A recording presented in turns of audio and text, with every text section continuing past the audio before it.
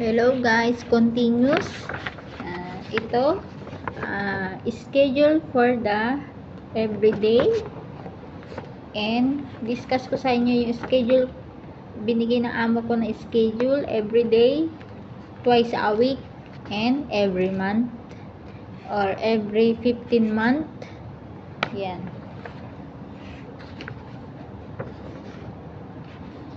Sa daily is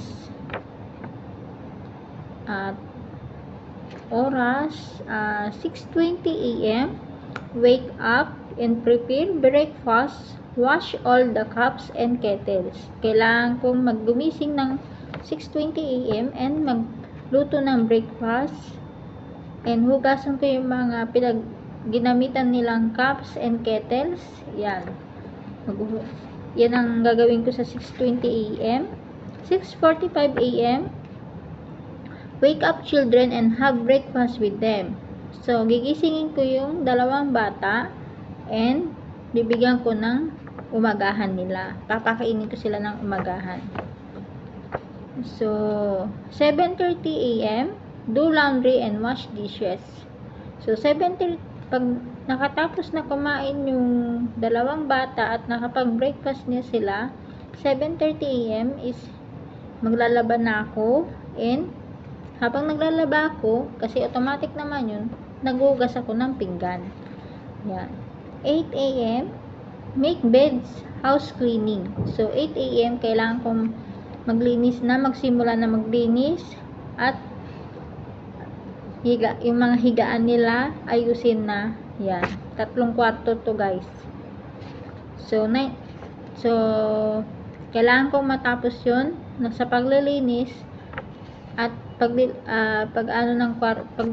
ng buong bahay, kailangan ko matapos hanggang 9:45. Before 9:45, kasi 9:45 is shopping ko na. So, magmamarket ako nito ng 9:45. So, before 11, kailangan makabalik na ako para makapagluto na ako. 11 a.m. is cook lunch and wash dishes. Yan. 11 a.m. magluluto na ako ng tanghalian. Yan. Then, hugasan ko na rin yung mga pinaglutuan ko, yung mga ginamitan ko, ganyan. 12:30 is rest. 12:30 kailangan ko makapagpahinga. Yan. 1 hour break time. Yan. 1:30 cleaning the balcony. Wash the water tank of the water filter. Cleaning the shoes and drying. Do other special tasks. Refer to monthly and weekly working. Yan. 1:30, lilinisin ko yung balcony. Maliit lang naman yun. Kunting buhos lang ng tubig, brush, and yung filter niya lilinisan. Yan. Ngayon, then, kung may pinalabang sapatos,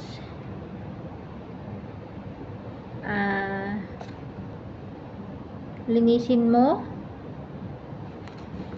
punasan mo yung sapatusan. Yan. Tapos, kung wala nang gagawin, so, mag-isip ka ng mga gagawin mo, yung ano yung mga ginagawa mo sa twice a week. Yan. Kunting linis sa twice a month. Yan.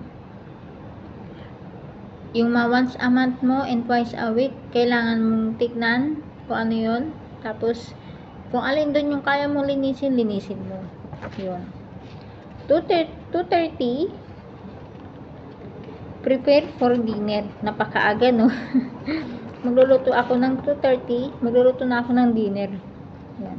3:20, pick up child at school bus stop. So, 3:20 kailangan kong bumaba para sunduin yung dalawa kong alaga sa bus stop. Yan, doon sa baba. Yan, 4 p.m.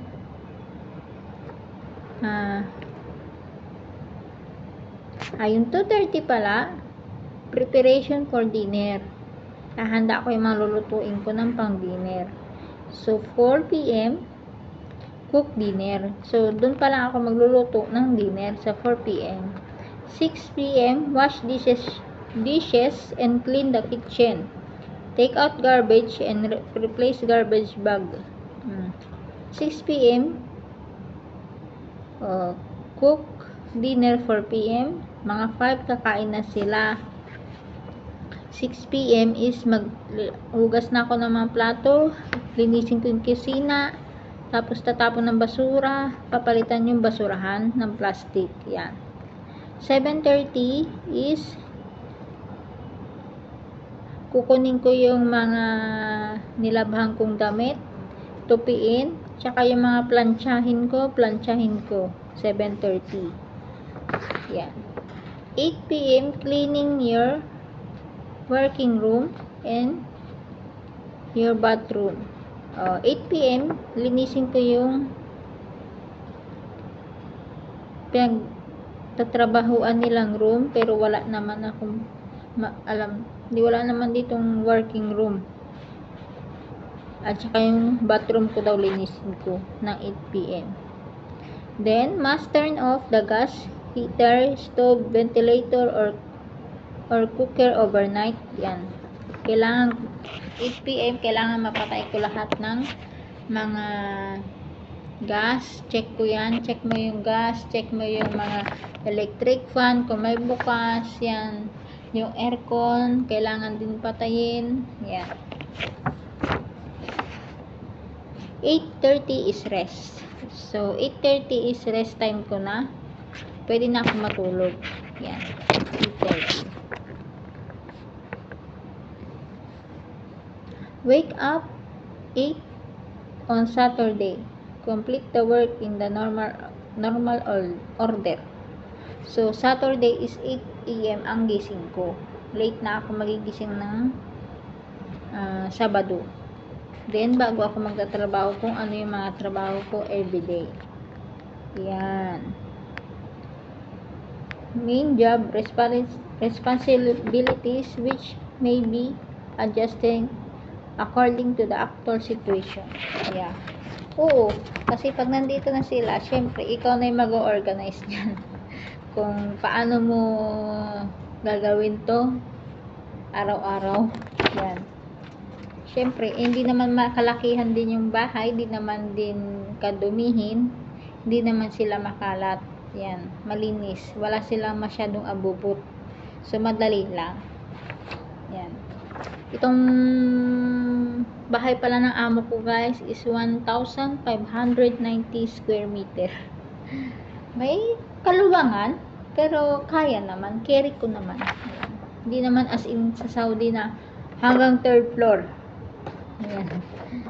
Ito, madali lang kasi condominium type. Kaya, easy lang. Yung work ko ng every monthly. So, every 15 days, kailangan kong wash and dry the bed stuff. Kailangan kong palitan ng bedsheet. Magpalit ng bedsheet. Kailangan kong maglaban ng mga bedsheet in every 15 days. Twice a month. So, twice a month, every 15 days. Oh, twice a month nga. Yan. Magpalit ng bedsheet. Yan. Every 5 of the month, every 5th of the month, clean washing machine and foot rug. Yung every 5 of the month is kailangan kong linising washing machine tsaka yung foot rug. Yan. Every 10th of the month, clean wash fridge and microwave oven. So, lilinisin ko yung ref tsaka yung microwave every 10 of the month. Every 25 of the month, clean kitchen extractor. So, yung nila, lutuan sa taas, may kailangan ko linisin yun every 25 of the month. Yung weekly working schedule, twice a week clean the bathroom. So, yung kusina nila, yung CR nila, twice a week twice a week kong lilinisan yung salamin. Yan. Once a week, clean the living room carpet. So, itong carpet sa sala, kailangan ko linisin once a week. Pero araw-araw ko naman itong nalilinis. Once a week, clean the China Cheng. China Cheng is yung piano. Pero hindi ko pa yung ginagalaw guys kasi hindi ko alam kung paano ko lilinisin, baka masira. Kasi piano nila yun eh. Yung para sa atin sinaunang panahon. Yun. Hindi ko alam kung anong pang pupunas ko, anong pang lilinis ko dyan. Yan. Kasi baka magasgasan, masira, patay tayo dyan. Ayun lang guys. Yun lang yung mga monthly, daily, twice a week kong mga trabaho. So, tip ko lang guys, at andito rin naman kayo sa abroad, pumunta kayo dito para magtrabaho. So, focus your work.